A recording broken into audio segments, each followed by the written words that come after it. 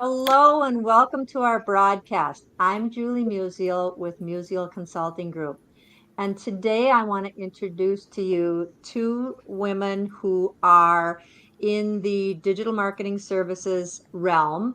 And what we do on these videos is my agency teaches digital marketing service providers how to make more money. So what I'm doing is interviewing people that are actually in the field to see what's working, what's not working, just to share with everybody the ideas. Because as you collaborate, we all learn, we all become better.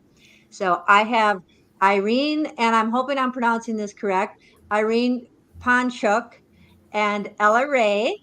And I personally would rather have you both introduce yourselves because you can say it better than I can say it. So if I don't know who wants to go first, but go ahead and tell us about what you're doing both with your own business and with your new merger. Right. I'll go first. Irene Panchuk, you got it. It's a Ukrainian last name. Um, yeah, I've been in the agency world and the web design and brand design world for over a decade now. And in my experience, a lot of the time I felt that the strategy, the research, the brand positioning was missing from the work that I was putting out for other agencies. And it wasn't something that it was my strong suit. I've always been the artist, the creative person. I love having data to inform my choices, and I read up on visual marketing and strategy when it comes to web design. But certain things were kind of a little out of my reach, and so I was really excited to partner up with Ella Ray because that is her forte: marketing, data analytics, conversion, all of that stuff that I felt would really um, round out my services. And so we're starting something new together. Awesome, awesome. So Ella, do you want to tell us about your business and maybe then go into the new partnership? Yes, of course. So I started coaching more than 20 years ago myself. And only 4 years ago, I started doing business online. And this year, I started actually my brand consulting business, where I am mainly offering a rather complete and holistic view on branding itself and marketing, where I merge different niches together, mainly branding, personal style, and voice training for female coaches. This is where I'm focused on right now, and I'm very excited to provide these services and more marketing services like social media marketing, organic and paid marketing, and everything connected to this realm to another audience, to another niche, namely florists and wedding planners with Irene. So this will be a very exciting time for us to collaborate and to see how we can merge our skills and um, passions together. Awesome. And I know Irene's been pretty passionate about the floral wedding industry for a long time. I think that's awesome. And for those of you watching this, the merger is quite new and they don't have a name yet. So at the end of the broadcast, I'll let you know how to get a hold of them, but that might change. But you've got their names. So as time goes on, I'm going to keep track of these two, and I'll probably be interviewing you again in say 3, 4 months to see how it's going. So it's interesting, Ella. One of the things that you said was you just brought your business online 4 years ago. It's such a different world. I've been coaching for a long time as well. And I used to coach what I would say offline. So everything was face to face. And if I did want to do anything online, people were afraid. They Yes. were afraid to go on the different applications. And I always like to look at the silver lining of things. And one of the silver linings, I believe, of what happened in 2020 with COVID is that it really forced people to become tech savvy. people that didn't want to. Would you agree with that? Absolutely, yes.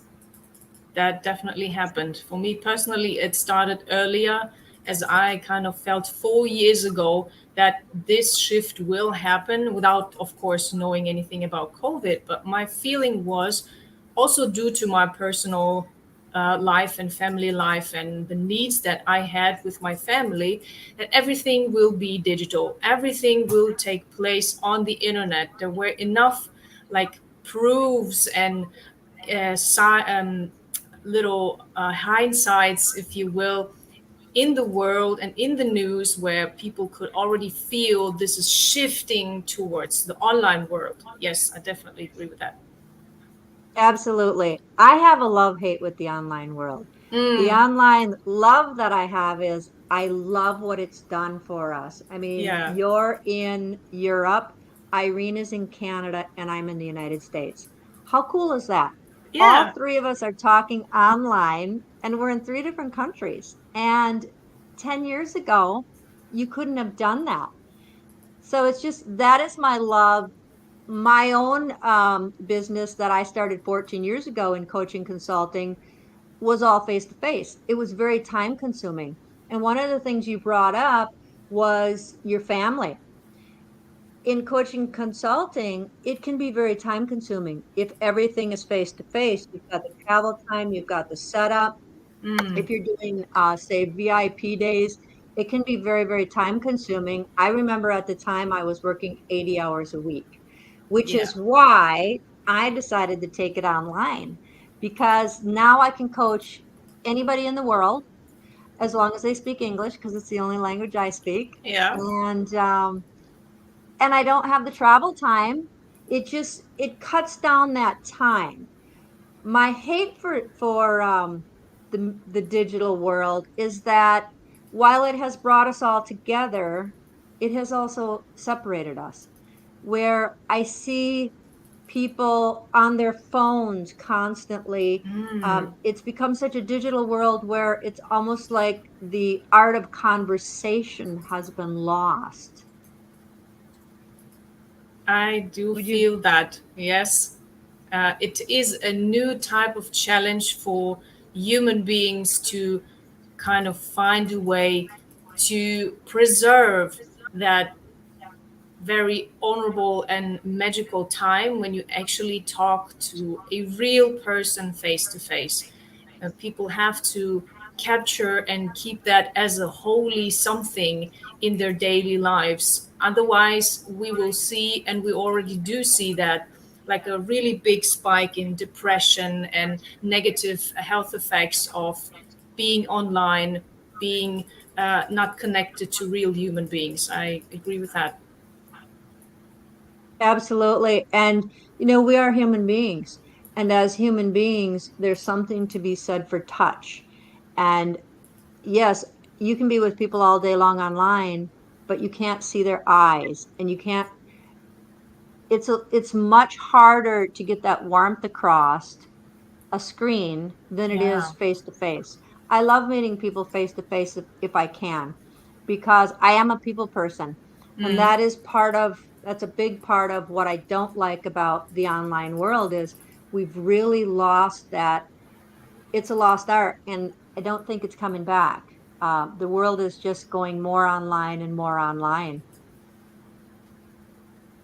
So tell me about your new venture. I know that you've both been doing this. You've been doing the digital marketing services for a long time. What are you right now setting up your new entity? Where are you at? Where do you want to take it? What are your challenges right now in setting up that new business? Right. Like, of course, time. Every single business owner's like nemesis is time. I think every time we're kind of figuring out what the next steps are, we realize there's a preceding step to that as well. So um, fine tuning our name, Irene and Ella, or Ella and Irene, and kind of describing all the many different things we're going to be offering in a name that's not going to be too long, but also clear. is, I think, one of the starting steps. And then figuring out the exact services that we will have, and kind of bringing it all together into a cohesive kind of service offering, either packages or lists. And then, we were kind of talking, and I said maybe we shouldn't even have a website. Let's just have a landing page, something more simple where we just get straight to the point and we get on a virtual call as soon as possible, because it's so much easier to describe all the different things that we do, and also to see what the particular business owner needs, where can we help, what is relevant to them. Absolutely. I agree with the landing page, especially when you start out.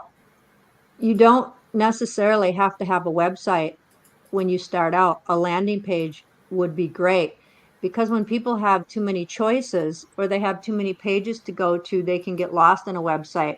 So simple is better. So I really like the landing page idea. That's the route I would go. And I don't know if you have, I'm really big on goals and time management. Irene's been through some of my courses, so she knows. But I would, because you both have your own thing going on, and now you have this merger, I would make sure that you set up times where this is when we meet, and then set up your goals of here's what we're going to get done before the next time we meet. Here's what you're going to do. Here's what you're going to do, and then compare those. Because if you do goals, I always have an accountability partner. If you're accountable for something and you have a date, it just pushes you to do it. So Mm. if you're not doing that, I would definitely give yourself dates of, here's what we got to do, here's who's in charge. Let's check in at this time on this date. And just that accountability is going to propel you forward. Well, the beautiful thing is that it naturally evolved into that stage already where we already set up a day, the Thursday that we were going to meet every week, where we'll set goals and exactly what you said. It kind of naturally graduates into that state, which I love because you don't find many people with which you can naturally grow and flow together. So Right. that's why it's so exciting to work with Irene now. Well, one of the things I know about business ownership is that a partnership is the hardest. I'm not trying to put fear into you, but and you probably already know this. A partnership is the hardest form of business entity to run. It And it's is. because as an entrepreneur, as a business owner, we're doing it because we like making decisions. So when you have a partner, it's more like a marriage. Yes. So Mhm. you want to have that contract, a term, and I don't necessarily like this term, but go into the partnership with the divorce in mind. And what I mean is you should have a contract. You should have a Yes. contract of here's what's going to happen when we start the business, here's what's going to happen as we run the business, and here's how we would choose to end the business if we decided to end the business. Mhm. And that's really important to have that up front because, as you get busy and as things go on, you've got that in writing. So it's real important to set that up front. I agree with that totally because that sets the right types of expectations, and you talk about like the real important flesh and bones of the business, right? You don't just dream about it, right? And dream in all bright colors about it because we all can do that very well. But once you set up a contract, you also talk about the difficult things and also things that you might be uncomfortable with, but you still have to deal with, right? And with a partner that you trust, right? Absolutely. So what is it the two of you love as a digital marketer? What made you go into it? What do you love about it? When you get up in the morning and you see your day unfolding, what is it you love about it? Um, like part of what I do when I work on a new website is I do the content strategy, and I try to optimize and streamline a lot of things, either from usually from an old website that's cluttered up, disorganized, the information is not user friendly or not laid out in a user friendly way. And so to me is like that little bit of like OCD plus my creativity together, and they get fulfilled through creating something that is a much more cohesive and user friendly and often beautiful website. Awesome. And I'm sure the freedom, I know you have a daughter. It's a daughter, right? Yeah. And you have kids as well, right, Ella? Yes, too. Having an online business, in my opinion, is very, it just the quality of life. Because years ago, especially if you lived in a big city, you'd have that drive time to work. Some people Mm. drive as much as an hour to 2 hours to go to work, and then you're there for 8 hours, and then you've got the drive home. So where's the quality of life? So Mhm. now with online businesses, that's another silver lining of COVID is, people, a lot of people did start online businesses because they did lose their job, but the quality of their life, not taking money into consideration what they lost, but the quality of being able to be with your family is unsurpassed. It's just beautiful. It is, and it gives also new challenges, I believe, because just because you are at home doesn't mean that you can actually spend time with your family. I think you also have to be able to reorganize yourself or remanage yourself in a different way. There are different kind of distractions coming into play now that you are working online and not going into the office anymore, right? It's a different vibe, it's a different feeling, and you have new challenges, especially when you have little kids at home, right? You have to set boundaries for your work, but also in your family life to make both know what the priorities are in order to get things done without neglecting either one of them. So I think it is especially hard and challenging for women to do this kind of work and lifestyle. Yes, I've been working from a home office for about 20 years, and I had little kids back once upon a time. It's really training your family and your friends, because when you have a home-based business, I mean, I ran a business all over the world, but I ran it from my home. So my friends and family thought, oh, she's not working, but I was working. So, and when I had to train them early on of, if I were to like, people would call me up and they'd say, "Well, you're your own boss. Can we go bicycle riding today?" No, because I have to work. Because if I go bicycle riding, I will no longer be able to have this business because I won't Yes. be making any money. So it's training your family, your friends, your children. Like, I would give my kids rewards. When they would come home from school, I'd go pick them up, which is one of the beauties of working from home. I'd go pick them up, and then they'd come home and I'd spend quality time with them. And then after I got them settled down, I'd go back to work for an hour or two, which was great. And then after they'd go to bed, if I wanted to, I could go back to work as well. So you can form it around your life, whatever that be. But I think you have to have a lot of discipline Mm, so that when you are working, you don't put a load of laundry in, or you don't go do that bicycle ride. that is true. Yeah, I have So everything scheduled. My whole routine is in my calendar. I take my lunch at a certain time every day. Um, yes, calendars are great. And one of the things that I suggest to entrepreneurs is that every day before they go to, before they quit working, they know exactly what they're going to do the next day.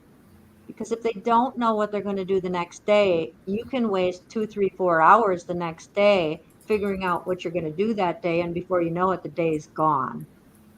So, and something I also recommend is that you block up your calendar. Like you said, Irene, you've heard me talk about this before, is time block your calendar.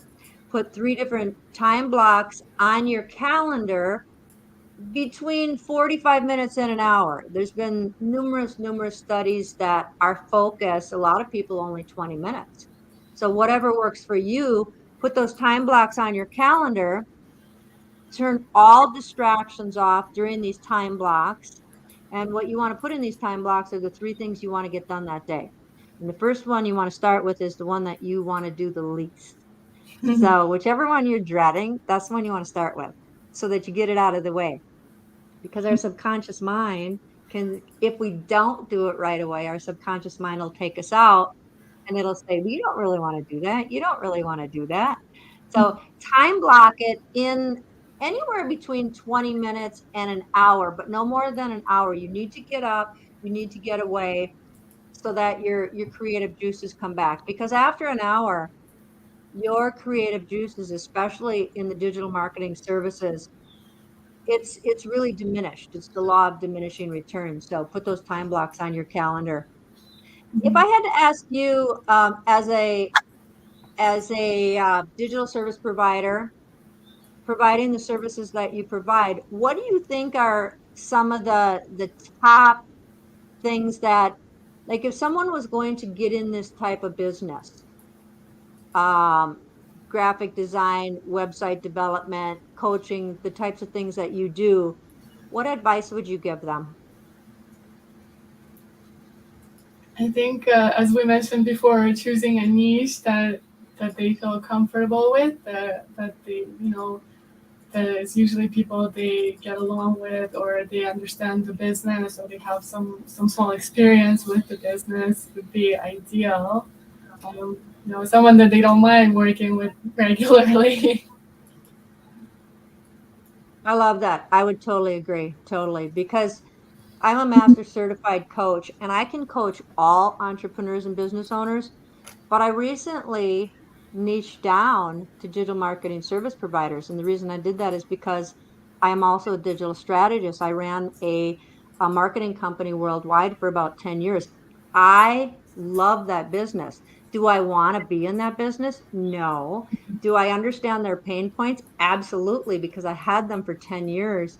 Mhm. And I really love working with people in the digital marketing service business. They light me up. They are creative people.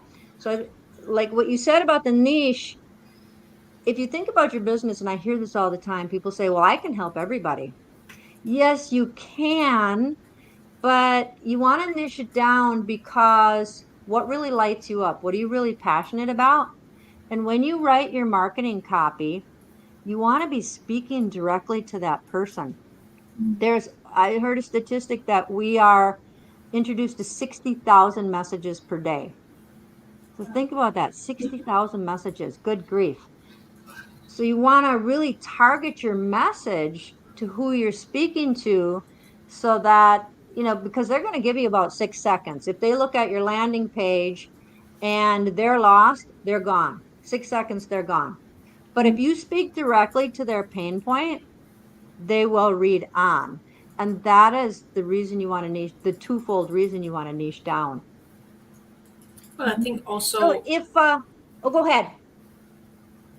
while you take the first step at niching down, you've done like a big portion of setting yourself up for success. I also believe that this is one of the reasons why I got into branding, is because this is the other chunk that people, especially nowadays, who are bombarded with so many different messages, will be forced to create a real brand around their businesses in order to stand out, in order to be seen, first of all, because when we are in a digital world, we all just see first, right? We don't hear, we don't read them first, we see them first. So this visual world has to align. It has to be authentic in a way that people immediately trust you, right? It's the whole branding, the whole look, the visuals, the even the personal style. It goes down to the details of the branding itself, right? And then they start reading or listening to your videos where, for example, your voice once again kicks in as a trust builder or a repellent, right? So these things are all very important when you want to be seen, heard, and be trusted. by your ideal clients, and at the same time repel the wrong ones, because you never want them in your business, because you will never be able to help them. So you only want to kind of magnetically attract the right people to your business.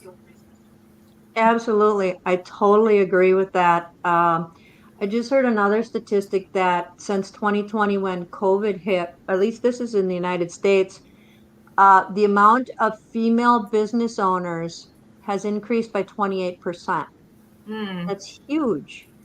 So you have to be able to cut through the clutter and by branding, and I highly suggest hiring a branding coach because if that's not your forte, what you might think is great, it might not attract the person you want to attract. So yeah, I would definitely agree with branding. Branding is huge. So if I've got my banner up on the screen and I can't believe it's already, we've been on for a little over 20 minutes and I like to keep these short because people are so busy. Two things I'd like to say. I have my banner up there. That's how you can get a hold of me, musialconsultinggroup.com. I would love to hear from you. I will be interviewing people on a weekly basis. So if you would like to, the banner that I have right now, if you'd like to join my Facebook group where I do a lot of online free training, that is the bit.ly link to my Facebook group, which is called Digital Marketing Agencies and Entrepreneurs Growth Strategies. It's not a what can I sell you today group. I really want to give you a lot of free training and tips and things. So there's a lot of people in there that you can learn and grow from. So if you want to join that.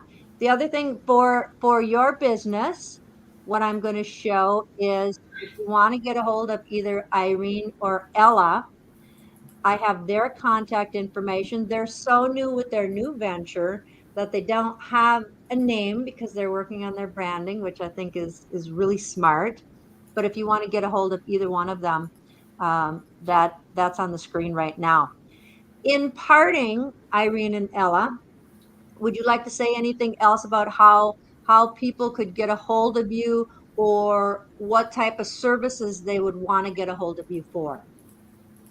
Yeah, Ella and I, it was Ella's service originally that kind of, I really admired is she does business audits. So that's really the easiest way to kind of get a taste of working with us at a low commitment level.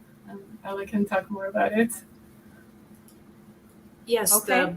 the beauty about a business audit is that, as Irene said, the commitment for the client is quite low, but the value that the client can potentially get can change the business dramatically just by the input that we would give on the branding level, on the marketing level, on personal style level, and when it comes to voice, right, it can shift the business completely. And so far, I've done many business audits for my specific niche that I'm working on right now, and I see how people light up after the business audit, which is the most beautiful thing, and the reason why I got into this business in the first place without ever be wanted to be a salesperson. I never wanted to sell anything. But this is the beauty about it, that I can actually help people on a low commitment level while giving them everything, all the knowledge that I have collected over the past 20 years in an hour of coaching in Zoom. We look directly on their pages, whether it is social media platform, Facebook, IG, or whether it is their website or funnel. I look at that directly and I go through it and I tell them every detail that I see on the branding and marketing level. That is an awesome offer. And I highly suggest that people would reach out to you for that because that hour, hiring a coach who has done something for decades that you have never done, I have a saying, why would you want to learn from your own 10, 20 years of mistakes when you can invest in a coach and learn from all of their mistakes? Mm. It's just when you own a business, you have to invest in it. I always have a coach. And that's one thing that my coach firmly believes. I believe it. If you have a business, you have to be willing to invest in it. So that's an awesome offer. And Dream in Digital, the link is up there for the wedding. That name will be coming. And as I said, I'll probably interview you in another 3, 4 months to see how you're doing. So with that said, thank you. This was really great. Thank you for having Um, me. glad to have you with us. Have a great day.